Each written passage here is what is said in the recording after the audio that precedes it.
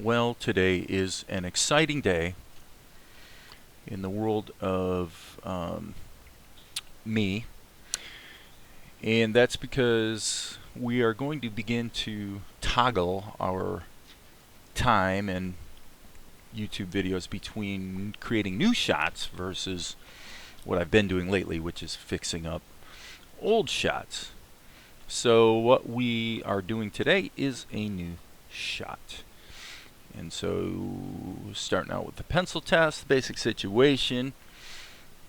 You probably don't remember this, but the end of Act 1 involves Akari getting clocked and knocked out, and now she's coming to from being knocked out. And there's a whole bunch of, there's some backstory around how she got clocked and where she is when she wakes up that I can't tell you, because if I told you, I'd have to kill you, and of course, trying to kill the entire YouTube audience is rather difficult. So, rather than having to face that unfortunate and difficult eventuality, I'm going to just keep some of the story elements to myself. But the important thing here is we're back to animating some fresh material.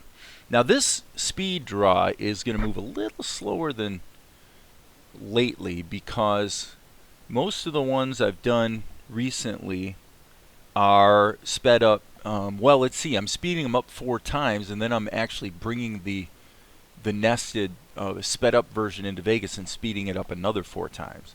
So now you do the math. Does that mean that it gets sped up 8 times, or does it mean that it gets sped up 16 times?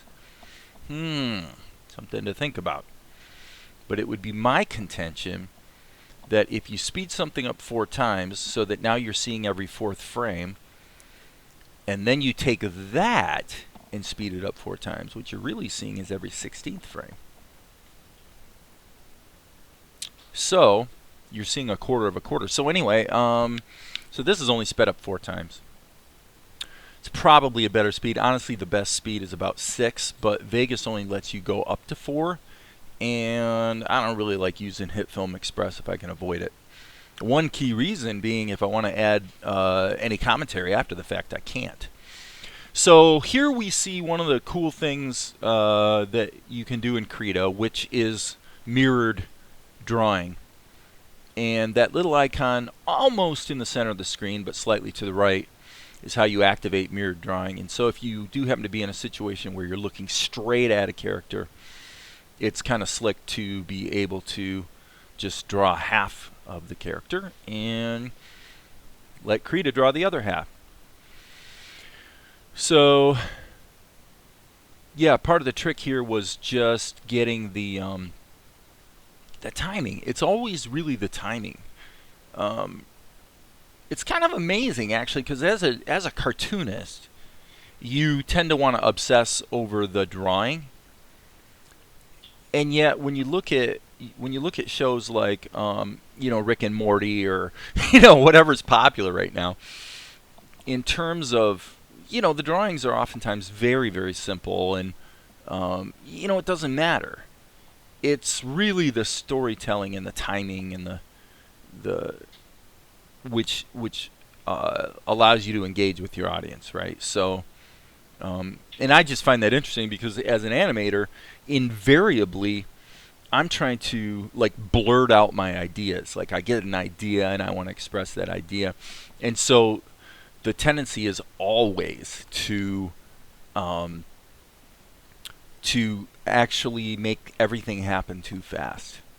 So it takes some discipline. If you want to get beyond doing little toy animations and you're getting into doing serious work, what you're going to find is that you oftentimes need to take your the action that you have in your mind, which is all good, and sequence it out so that it all happens a little more slowly. You've got to give the audience time to digest things. So in this case, you get a full almost 2 seconds just of going from black to seeing the room, which is out of focus. Now you'll see at the end here, I actually run the final I shouldn't say the final shot because I drew in some rough, very rough paint. I didn't even do inking, just so that we could see how it cuts together and make sure that it was working before I do ink and paint. Which dovetails into another topic. I mean, that's one thing that we're going to be doing more of is getting shots planned out and blocked in at the most minimal level possible, and then make sure we've got complete approval and everything on the shot before we go ahead and go to ink and paint. Because what we want to do is get to a situation where we're not going back and redoing shots all the time. I'm okay with where we're at because 2019 was really about learning both the craft and the mechanics and the workflow of animation, and anime in particular. Now it's all about, okay, we know what we're doing, we kind of know what the story is, let's get busy in a more disciplined fashion. Let's execute on this thing. And so the coming year, I say to you as my YouTube audience that the coming year should be interesting because there are other projects in the animation domain which I intend to be poking at. One of the things that you consider, well, when you're me, meaning that in all likelihood, unlike you, I'm probably quite a lot older than you. Okay.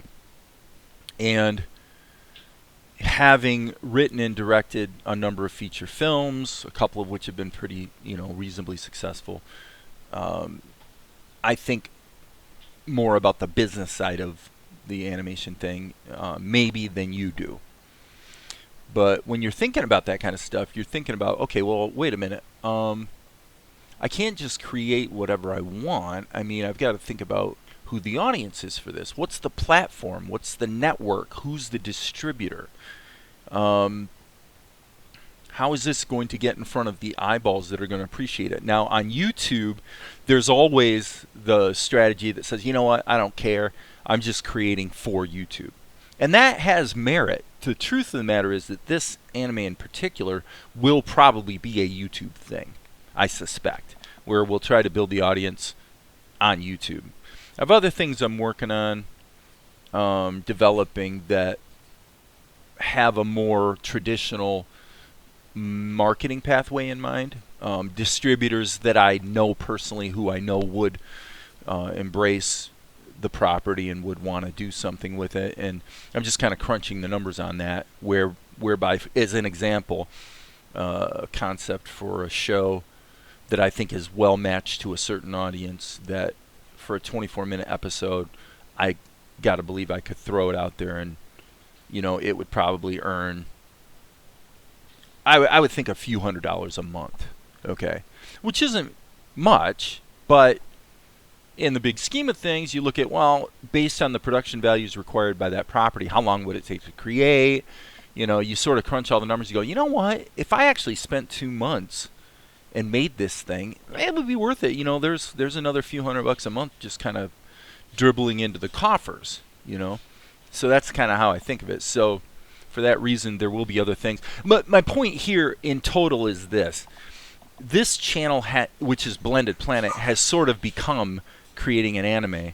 I don't know if I'm going to spin creating an anime as a series off into another YouTube channel. I may, but I want you as the audience to know that I think that the general content of Blended Planet as a YouTube channel in the coming year is going to become a little more broad-based. It's not going to be just about this anime, which has really been more about the odyssey of me learning how to create animation shots and all that goes with it. So I'm looking forward to the coming year, and I guess I should wish everyone a Merry Christmas, those of you who've made it this far into the video, and a Happy New Year, Happy Hanukkah, whatever it is you celebrate.